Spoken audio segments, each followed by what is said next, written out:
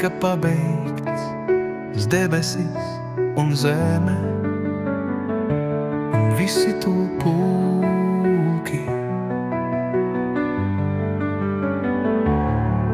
Dievs pabeidza 7.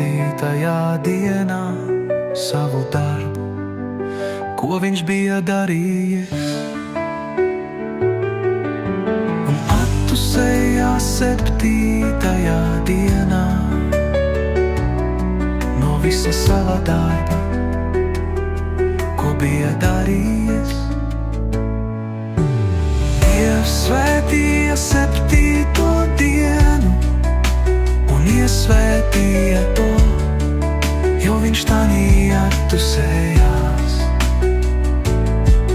no visa sava darba, ko radīdams bija darījis.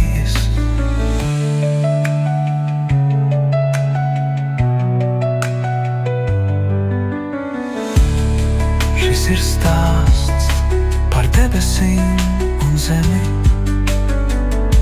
kad tās tapa radītas. Dievs svētīja 7. dienu un iesvētīja to, jo viņš tanī attusējās no visa sava darba, ko radīdams bija darījis. Šis ir stāsts par debesīm un zemi, kad tās tapa radītas.